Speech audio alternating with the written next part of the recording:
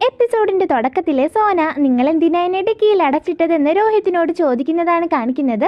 അപ്പോൾ രോഹിത് ഇത് ശരിക്കും എൻ്റെ പ്ലാനല്ല, റെയ്മാണ് എന്നോട് ഇങ്ങനെ ചെയ്തിരുന്നത്, നിന്റെ ദേഷ്യവും സങ്കടവും മാറാൻ വേണ്ടിയിട്ടാണ് ഞാൻ ഇങ്ങനെ ചെയ്തത്. പിന്നെ ഉണ്ടല്ലോ നീയും റൈമയും കൂടി നേരിട്ട് കണ്ടാൽ ബെസ്റ്റ് ഫ്രണ്ട്സ് ആകുമെന്ന് അവൻ പറയുകയാണ്. അപ്പോൾ അവള് ഇല്ല രോഹിത്ത്, എനിക്കും റൈമയ്ക്കും ഒരു സുഹൃത്താവാൻ പറ്റില്ല, റൈമയെ എൻ്റെ സുഹൃത്താക്കാനും ഞാൻ ആഗ്രഹിക്കുന്നില്ല എന്ന് പറയുന്നുണ്ട്. അങ്ങനെ അവർ രണ്ടുപേരും കൂടി വീട്ടിലേക്ക് പോവുകയാണ്.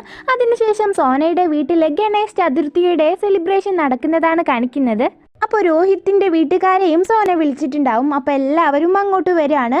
പക്ഷേ എല്ലാ കൊല്ലവും ഉണ്ടാവാറുള്ള പോലെ കുറേ ആൾക്കാർ അവിടേക്ക് വരുന്നില്ല, കാരണം അവൾ ആ കേസിലൊക്കെ പെട്ടിട്ടിരിക്കുകയല്ലേ. അപ്പോൾ അതുകൊണ്ട് പൂജ സോനയും രോഹിത്തും കൂടെ ചെയ്യുന്നുണ്ട്. അപ്പോൾ അവിടേക്ക് നിമ്മിയും അവളുടെ ബ്രദറും ബാബിയുടെ ബ്രദർ സെലീഷും കൂടെ വന്നിട്ടുണ്ടാവും. അപ്പോൾ ഈ സെലീഷ് സോനയെ കണ്ടിട്ട്, സോനാക്ഷി മാഡം നിങ്ങളെ ഞാൻ പൂനെയിലെ ഭാസ്കറിൻ്റെ ആ പാർട്ടിക്ക് ഹോട്ടലിൽ വെച്ച് കണ്ടിട്ടുണ്ടായിരുന്നു എന്ന് പറയാണ്.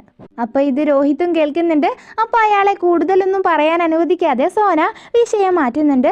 സെലീഷിൻ്റെ അടുത്തേക്ക് സംസാരിക്കാൻ വന്ന രോഹിത്തിനെ അവൾ തടയുന്നുണ്ട്. അപ്പോൾ ഈ സെലീഷ് എന്ന് പറഞ്ഞ ആളെ ഭാസ്കർ പറഞ്ഞയച്ചതാവും സോനയുടെ വിവരങ്ങളൊക്കെ ചോർത്താൻ വേണ്ടിയിട്ട്. അപ്പോൾ സോന ടെൻഷൻ അടിച്ച് റൂമിലിരിക്കുമ്പോൾ രോഹിത് അങ്ങോട്ട് വന്നിട്ട് നിനക്ക് എന്തു പറ്റിയെന്ന് ചോദിക്കുന്നുണ്ട്. അപ്പോൾ അവൾ ഒന്നുമില്ല എന്ന് പറഞ്ഞ് പോകാൻ വേണ്ടി നിൽക്കുമ്പോൾ അവൻ അവളെ തടഞ്ഞ് നീ നിൻ്റെ സീരിയലിലെ പോലെ അഭിനയിക്കാതെ എന്താ കാര്യമെന്ന് പറയാൻ വേണ്ടി പറയാണ്. അപ്പോൾ അവൾ ഇവിടെ ഗണേശ് ചതുർത്ഥിക്ക് എല്ലാ വർഷവും നിറയെ ആളുകൾ ഉണ്ടാകാറുണ്ട്, ആ സ്ഥാനത്ത് ഇപ്പോൾ കണ്ടില്ലേ ആ കേസ് കാരണം എല്ലാവരും എന്നെ വെറുത്തു എന്ന് അവൾ പറയാണ്. അപ്പോൾ അവൻ ഞാനില്ലേ ഇവിടെ നിൻ്റെ കൂടെ പൂജ ചെയ്തു, എൻ്റെ വീട്ടുകാരെ എല്ലാം ഞാനിവിടെ വിളിച്ചുകൊണ്ട് വന്നില്ലേ, അതിനൊന്നും ഒരു വാല്യൂ ഇല്ലേ എന്ന് പറഞ്ഞ് ആയിക്കോട്ടെ ഞാനെന്നാ പോവുകയാണെന്ന് പറഞ്ഞിട്ട് അവൻ പോവാൻ വേണ്ടി എണീക്കുമ്പോൾ സോന അവൻ്റെ കൈ പിടിച്ച് വലിച്ചിട്ട് പോവല്ലേ എന്ന് പറയുന്നുണ്ട്. അപ്പോൾ രോഹിത് ബാലൻസ് കിട്ടാതെ അവളുടെ മേത്തേക്ക് തന്നെ വീഴുന്നുണ്ട്. കുറച്ച് നേരം അവർ കണ്ണും നോക്കിയിട്ടൊക്കെ കിടക്കുന്നുണ്ട്. അപ്പോൾ കുറച്ച് റൊമാൻറ്റിക് ആയിട്ടുള്ളൊരു സീനാണ്. അപ്പോൾ ഇതും കണ്ടുകൊണ്ടാണ് പൂജ ആ റൂമിലേക്ക് വരുന്നത്. അപ്പോൾ അവൾ വിളിക്കുമ്പോഴാണ് അവർ രണ്ടുപേരും സ്വയം ബോധത്തിലേക്ക് വരുന്നത്. അപ്പോൾ അവളെ കണ്ട് രോഹിത് ഞെട്ടിയിട്ട് നീ എന്താ ഇവിടെ എന്ന് ചോദിക്കുമ്പോൾ ഞാൻ വാഷ്റൂമിൽ പോകാൻ വേണ്ടി വന്നതാണെന്ന് പൂജ പറയുന്നുണ്ട്. അപ്പോൾ രോഹിത് എന്നാ പോയിക്കൂടെ, എന്തിനാ ഇതിനാനും അതൊക്കെ ചോദിക്കുന്നതെന്ന് പറഞ്ഞിട്ട് ആകെ ചമ്മിയിട്ട് അവിടെ നിന്ന് അവൻ പോവുകയാണ്. അപ്പോൾ പൂജ സോനയോട് രോഹിത് നിന്നെ ഒരുപാട് പ്രണയിക്കുന്നുണ്ടെന്ന് പറയാണ്. ആ സീൻ കട്ടായിട്ട് പിന്നെ സെലീഷ് പുറത്തേക്ക് പോകുന്നത് കണ്ടിട്ട് പിന്നാലെ രോഹിത്തും പോകുന്നുണ്ട്. അപ്പോൾ അവിടേക്ക് നേത്ര വരുന്നുണ്ട്. നേത്രയെ കണ്ടതും സോനയെ സീരിയലിൽ നിന്ന് പുറത്താക്കിയതിന് സുമൻ നന്നായി ചീത്ത പറയുന്നുണ്ട്. അപ്പോൾ സോന സുമനോട് മിണ്ടാതിരിക്കാൻ വേണ്ടി പറയുന്നുണ്ടെങ്കിലും സുമൻ സംസാരിച്ചുകൊണ്ടേയിരിക്കുകയാണ്. അതിനിടയിൽ നിഷിയെക്കുറിച്ചും സുമൻ മോശമായി സംസാരിക്കുന്നുണ്ട്. ഇത് കേട്ട് നിഷി എനിക്ക് ഈ ലോ ക്ലാസ് ആൾക്കാരുടെ ഒപ്പം നിൽക്കാൻ വേണ്ടി പറ്റില്ല എന്ന് പറഞ്ഞ് പോകാൻ നിൽക്കുമ്പോൾ നേത്ര അവളെ തടയാണ്. നിഷിയെ എന്നിട്ട് ചീത്ത പറയുന്നുണ്ട്, നീ എന്താ പറഞ്ഞത് ഞങ്ങൾ ലോ ക്ലാസ് ആൾക്കാരാണെന്നല്ലേ, എനിക്കറിയുന്ന ചില കാര്യങ്ങൾ കേൾക്കാനുള്ള ത്രാണി പോലും നിങ്ങൾക്കുണ്ടാകില്ല എന്ന് അവൾ പറയാണ്. ഇത് കേട്ട് സോന ഒന്നും പറയരുതെന്ന് നേത്രയോട് പറയുന്നുണ്ടെങ്കിലും പൂജയുടെ ജീവിതം സംരക്ഷിക്കുവാൻ വേണ്ടി അവളുടെ ഫോട്ടോസും വീഡിയോസും ഭാസ്കറിനെ കൊണ്ട് സോന ഡിലീറ്റ് ചെയ്യിപ്പിച്ചതും പകരമായിട്ട് പൂനെയിലേക്ക് അത്രയും റിസ്ക് എടുത്ത് സോന പോയതും എല്ലാം നേത്ര എല്ലാവരോടും തുറന്നു പറയുന്നുണ്ട്. ആ പാർട്ടി കഴിഞ്ഞതിന് പിറ്റേ ദിവസമാണ് ഭാസ്കറിൻ്റെ ഭാര്യയുടെ കൊലപാതകം നടന്നതും അന്ന് ആ പരിപാടിക്ക് പങ്കെടുത്തതുകൊണ്ടാണ് സോനയെ പോലീസുകാർ അറസ്റ്റ് ചെയ്ത് കൊണ്ടുപോയതും അവളെ സീരിയലിൽ നിന്ന് പുറത്താക്കിയതും എന്ന് നേത്ര പറയുന്നുണ്ട്. അപ്പോൾ ഇത് കേട്ടിട്ട് എല്ലാവരും ഞെട്ടാണ്. പൂജയ്ക്ക് വേണ്ടി ഇത്രയൊക്കെ ചെയ്ത സോനയെയാണല്ലോ നമ്മളെല്ലാവരും കുറ്റം പറഞ്ഞത്, കുറ്റക്കാരിയാക്കിയത് എന്ന് വീണ സങ്കടത്തോടു കൂടി പറയുന്നുണ്ട്. അപ്പോൾ പൂജ കരയുന്നുണ്ട്. പിന്നെ സലീഷിൻ്റെ പിന്നാലെ പോയ രോഹിത് എത്തിപ്പെടുന്നത് ഭാസ്കറിൻ്റെ അടുത്തേക്കാണ്. അവനെ അന്വേഷിച്ച് സോനയും യാഷും പിന്നെ റോഹൻ എല്ലാവരും കൂടെ വീട്ടിൽ നിന്ന് ഇറങ്ങുന്നുണ്ട്. അപ്പോൾ ഭാസ്കറും അവൻ്റെ ആൾക്കാരായിട്ടുള്ള ഗുണ്ടകളും കൂടിയിട്ട് രോഹിത്തിനെ ഒരു ഭാഗത്ത് കെട്ടിയിടാണ്.